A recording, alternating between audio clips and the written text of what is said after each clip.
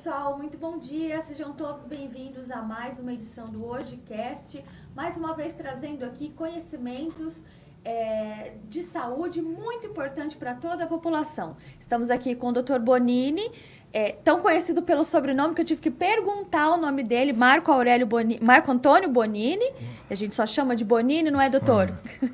E também um médico que trabalha junto com o Dr. Bonini, que é o Marcelo Martins de Souza. Ele nem é de Três Lagoas, a gente estava aqui nos bastidores conversando sobre o calor, mas ele está bem habituado, que já faz 6 anos que ele mora aqui em Três Lagoas. Já pisou na Terra Vermelha, doutor? Não vai embora mais, viu?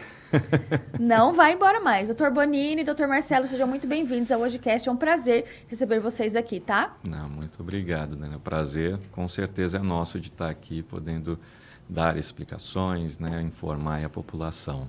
Tá. Conta pra mim, então, um pouquinho da sua vida, doutor Marcelo. Você se formou em Ribeirão Preto, na USP? Isso.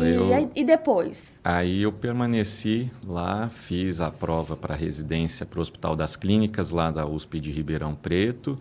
Fiz a residência médica em oftalmologia, os 3 anos, e depois a especialização na parte de cirurgia de córnea e de catarata, também lá no Hospital das Clínicas.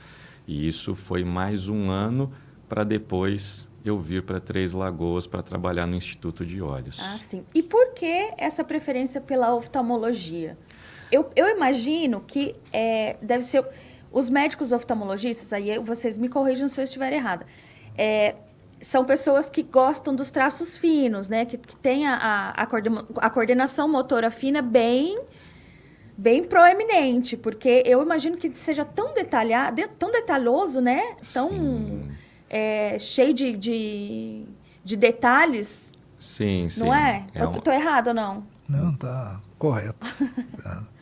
Fala, Marcelo. Exatamente. É uma área que mexe com estruturas muito delicadas, né? Então, essa parte é muito importante. E, para mim, uma das principais coisas de escolher oftalmologia foi poder unir o atendimento clínico com procedimentos cirúrgicos, que eram 2 coisas que me atraíam. Eu não queria ir só para a cirurgia ou ficar só em atendimento clínico. E a oftalmologia me propiciou isso, sendo também uma área em que a gente tem uma resolução muito grande dos quadros, principalmente na minha área de catarata, né? A gente faz a consulta, percebe que tem ali a dificuldade visual, faz o diagnóstico da catarata, indica a cirurgia quando é necessário. Depois da cirurgia, o paciente tem aí a recuperação total da visão. Então, era algo que me atraiu muito e quando eu passei a fazer a residência, eu confirmei que era realmente algo que valia a pena, sim, ser feito. Então, muito bom. Meu pai passou por uma cirurgia de catarata não faz muito tempo e primeiro fez um olho, depois o outro. Esse é o procedimento correto, né? E eu achei estranho porque ele usava óculos, depois que ele fez a cirurgia, ele teve que trocar o grau do óculos. Sim. Eu falei, uai, mas... Aí ele não vou me lembrar agora se ele enxergava bem de perto ou de longe. Eu sei que depois trocou, passou a enxergar bem de longe e não muito de perto. Ele tinha que sentar pertinho da televisão, mas ele conseguia ler normalmente. Explica um pouquinho disso para mim, Marcelo, por que isso acontece? Isso na verdade acontece porque a catarata, ela na verdade é uma lente que a gente possui, né? Antes dela se transformar na catarata, o nome é o cristalino. É uma lente transparente que nasce com a gente, ajuda a gente a enxergar e com o passar dos anos ela vai ficando opaca, a lente vai perdendo a transparência. Quando a catarata está ali e começa a amadurecer, isso interfere na visão do paciente e ele tem a cirurgia indicada. Na cirurgia de catarata, a gente retira a catarata e coloca no lugar uma lente intraocular, que é uma lente artificial.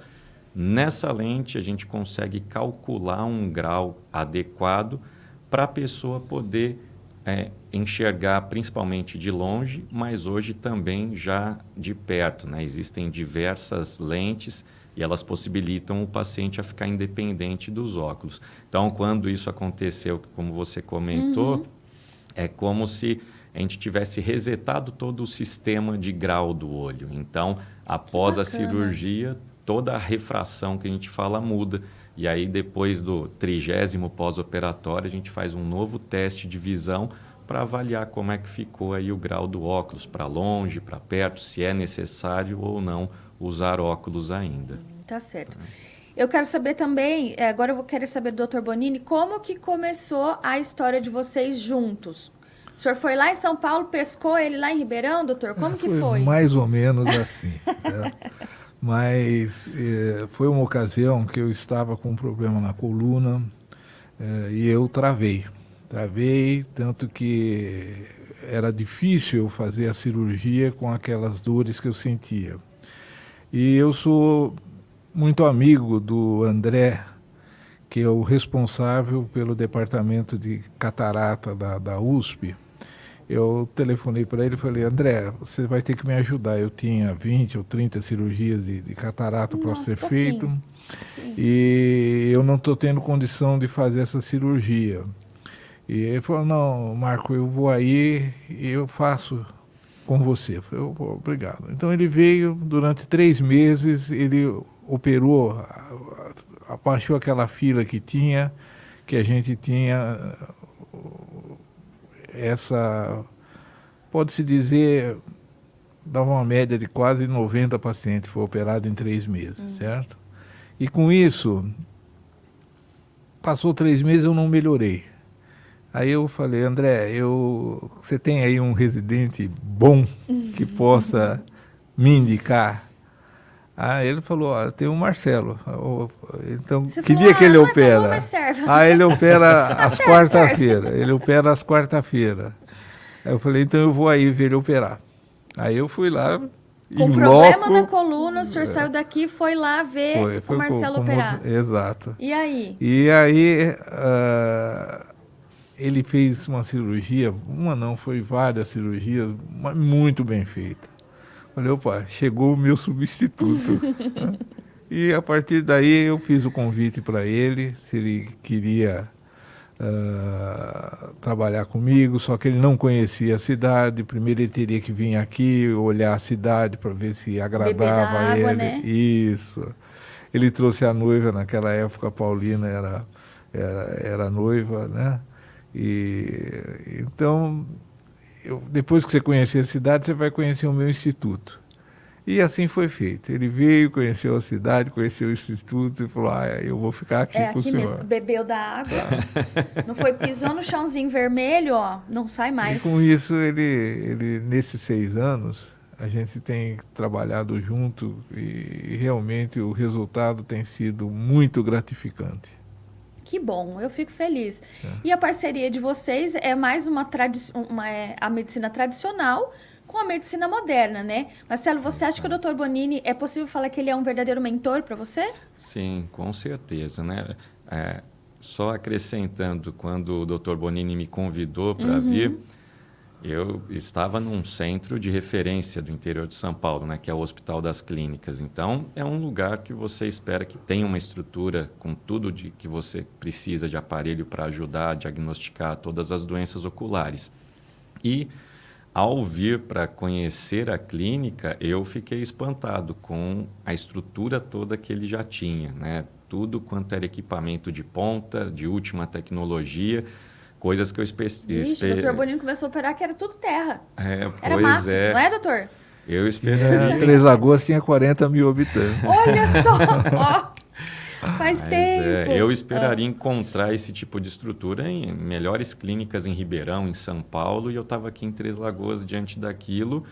Não tinha como negar essa oportunidade. Então, isso me atraiu muito e, com certeza, eu sou muito satisfeito de ter vindo para cá, porque é um lugar que a gente consegue trabalhar e a gente tem condição de proporcionar o melhor aí para os pacientes. Que maravilha. Então, Três Lagoas está bem assistida, oftalmologicamente. Sim, com certeza. O Dr. Bonini é incansável nessa busca de tecnologias, de atualização, e ele passa isso para a gente, né? Então, nesses 6 anos, como ele falou, eu não conhecia a cidade, eu não tenho familiares aqui, então quem me acolheu foi o Dr. Bonini, tanto na parte fora de clínica quanto na clínica, né? Me mostrando como tudo funcionava, a parte cirúrgica, a aparelhagem toda, acompanhando em congressos. Então, você ter uma figura como essa, experiente, já uma lenda aqui em Três Lagoas. Com certeza. E poder contar com ele, inclusive, para discutir casos do dia a dia, isso faz a gente se sentir muito seguro também na nossa área. E a gente consegue proporcionar o melhor para o paciente, porque a gente tem um corpo clínico que consegue discutir todos os casos mais desafiadores para poder chegar numa conduta única. Então, isso é muito bom mesmo. A sua valorização como profissional também, isso conta bastante, né? Sim, com certeza.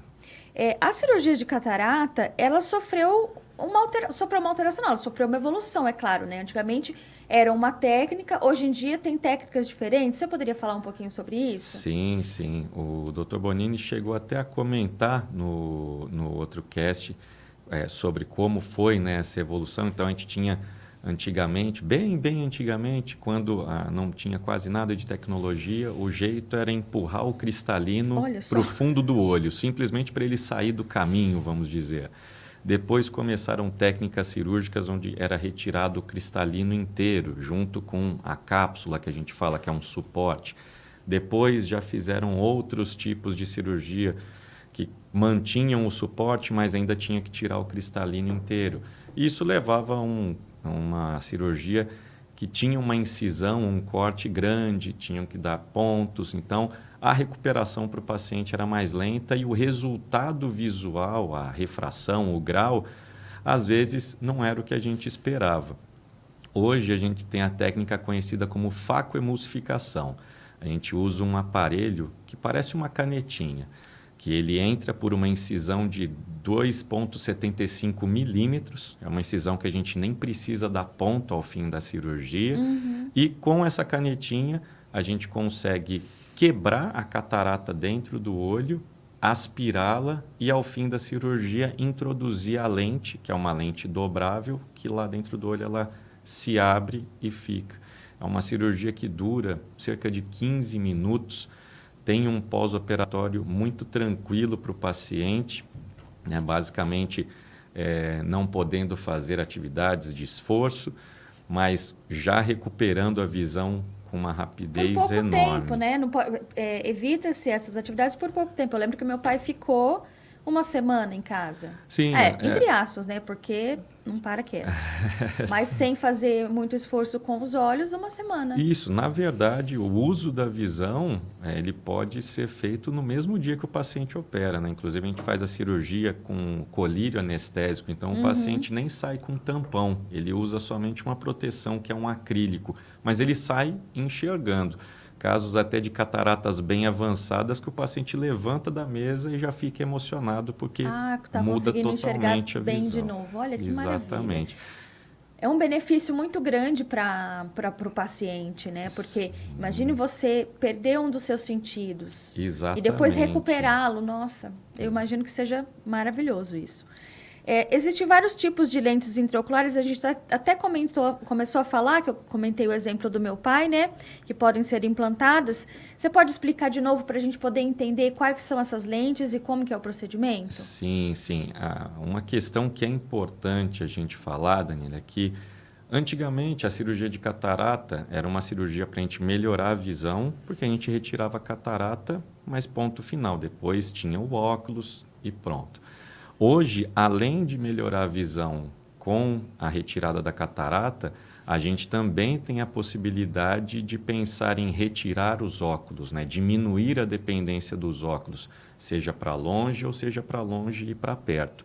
Então, essas lentes, elas são feitas de um material que é inerte, né? Não tem nenhum tipo de reação para o olho e elas têm características que ajudam a melhorar nitidez, contraste, né?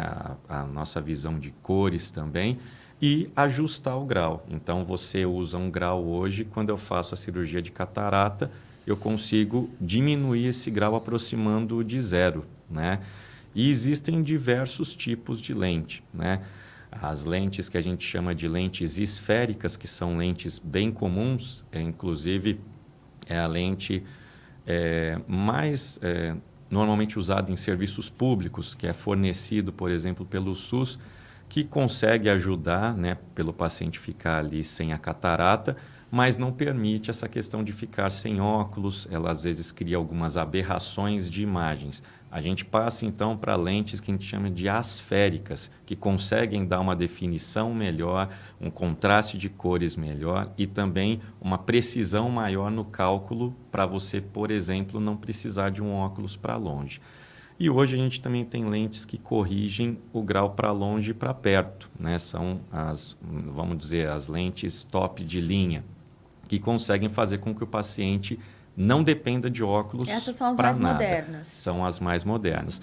Mas para usá-las, a gente precisa que o paciente seja compatível. Então, antes da cirurgia, existe uma série de exames pré-operatórios que a gente faz para pegar alguns dados, né? Então, algumas características de curvatura, tamanho do olho, como que é a córnea, como é a retina, e saber se a lente vai combinar, vamos dizer, com o paciente. Então, essa é a lente mais moderna, mas não tem como a gente falar, essa é a melhor lente. A melhor lente depende do olho de cada paciente. Para cada um, existe a melhor opção.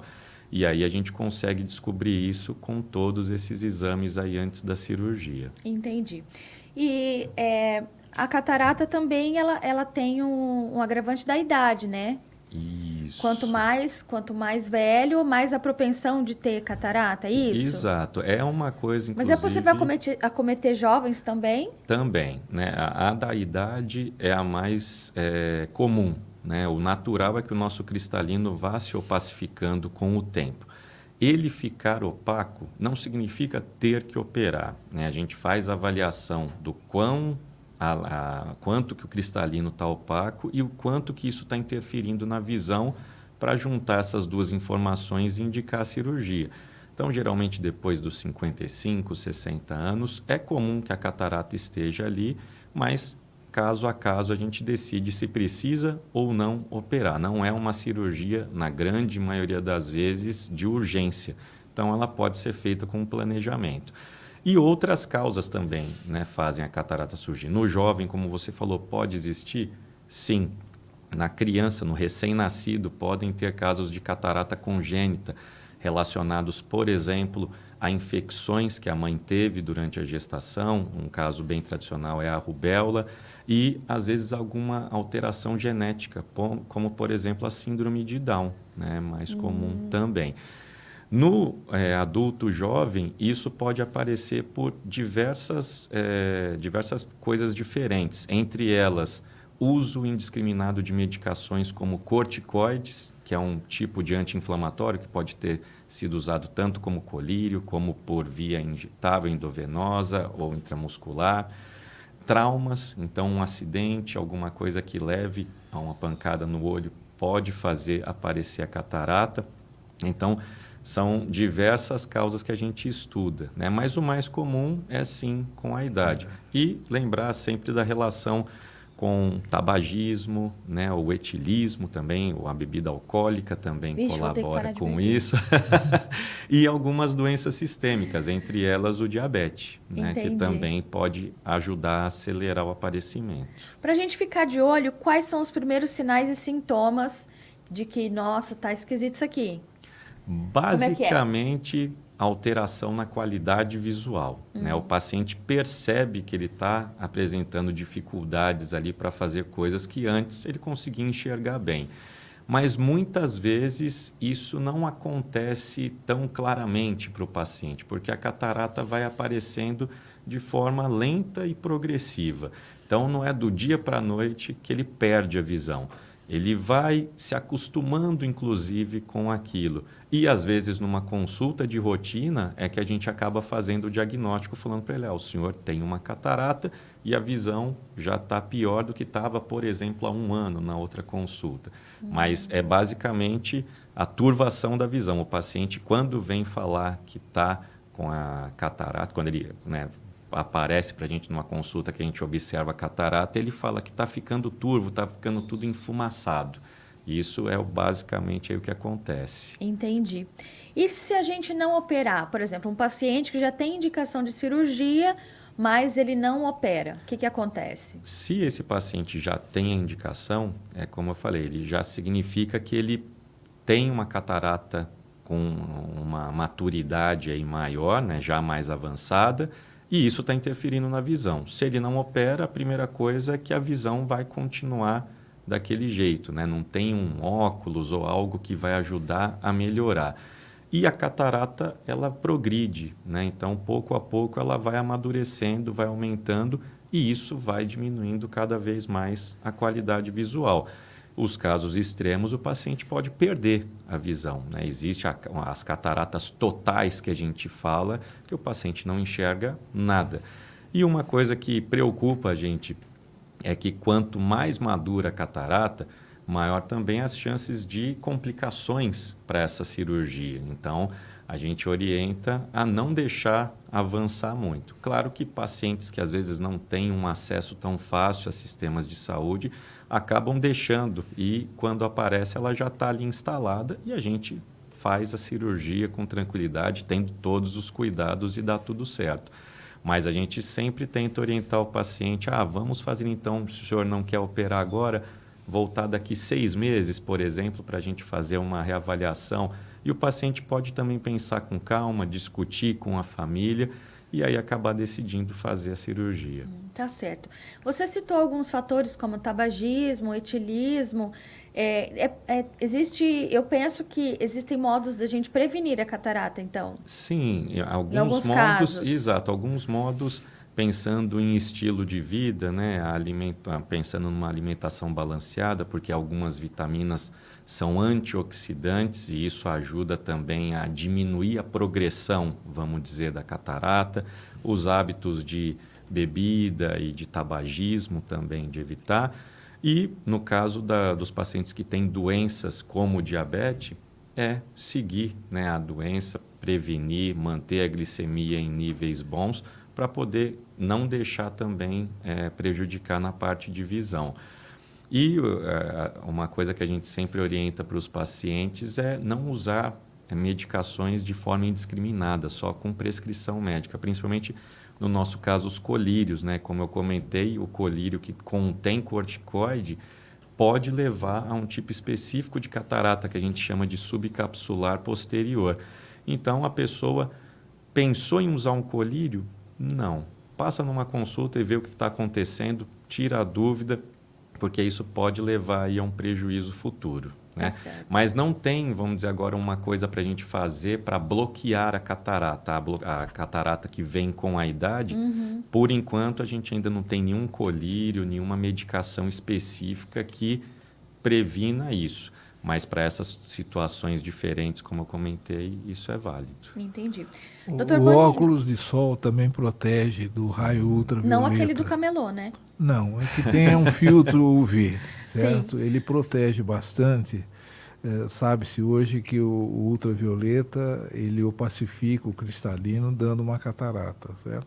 Então, a pessoa que usa o óculos de proteção solar com filtro UV, eu acho que ela está se protegendo, adiando o aparecimento da catarata. Tá certo. Dr. Bonini, o senhor já deve ter atendido vários pacientes, inclusive pacientes temerosos em relação à cirurgia, né? Como que a gente faz para deixar esses pacientes mais tranquilos na hora de operar? Normalmente, o anestesista acompanha o paciente na cirurgia. E se ele está muito ansioso, é dado alguma droga para que ele fique mais tranquilo, certo? E normalmente é algo tão rápido que tem cirurgia que dura 10 minutos. Não dá nem tempo de ficar com medo. Não dá. Eu já sou operado de catarata, tenho... você só via quando a cirurgia minha, anestesia tópica, que seria com colírio, você via imagens de cores diferentes, conforme está saindo o cristalino, está sendo extraído, está sendo destruído, e daqui a pouco acaba essas cores diferentes e você já acabou a cirurgia. Ah, entendi. Certo? Então não tem motivo nenhum para o pessoal ficar com medo, né? Bom, eu não fiquei. Um bom exemplo é o exemplo do senhor. O senhor não ficou com medo. Marcelo, se precisar um dia, eventualmente também não vai se sentir temeroso, eu tenho certeza. E é o que eu gosto de orientar para os pacientes quando eu estou explicando sobre a cirurgia, que apesar de ser uma cirurgia que mexe em algo tão delicado, a gente tem tecnologias muito avançadas, o que torna a cirurgia muito segura. Então, a gente usa o que existe de melhor, né, para poder proporcionar isso para o paciente. Eu converso o tempo inteiro, eu vou explicando cada passo do que está acontecendo, falo que o paciente pode conversar comigo, ele não vai sentir dor. E é como o Dr. Bonini falou, quando o paciente piscou, a cirurgia acabou. E aí, quando termina, ele até fala, nossa, mas já? Nossa, sim. Eu queria um atestado de um mês, já passou. Então, é uma cirurgia que tem uma segurança muito grande, sim. E o paciente pode ficar tranquilo. A gente tenta tirar todas as dúvidas para ele poder entrar para a cirurgia com o mínimo ali de estresse, o mínimo de ansiedade. Tá certo. Gente, eu quero saber o endereço do IOTL, o telefone de contato, para quem eventualmente esteja assistindo, para quem queira tirar alguma dúvida, conversar com vocês pessoalmente, marcar uma consulta. Qual que é o endereço, o telefone lá do IOTL? 3509 1300 telefone. 1300. E o endereço? É Rua Alfredo Justino, 425, é atrás da Catedral. Alfredo Justino 425, gente. Então tá certo, gente. Muito obrigada pela presença de vocês. Eu fico muito feliz, mais uma vez, de ter o Dr. Bonini aqui com a gente. Marcelo, foi um prazer. Eu espero que vocês tenham gostado da entrevista, porque eu também adorei. Foi bem esclarecedor para o pessoal que está em casa, eu tenho certeza. Que bom, a gente também fica satisfeito, né, Dr. Bonini? Só podemos agradecer você, Daniela, ao grupo da Agita, pela atenção que nos tem dado. E eu acho que a gente faz o possível para mostrar e demonstrar a qualidade no nosso serviço. E conseguem, com certeza. Então, obrigado. Obrigado. Pessoal, eu fico por aqui. Espero que vocês tenham gostado da entrevista. Até a próxima. Tchau, tchau.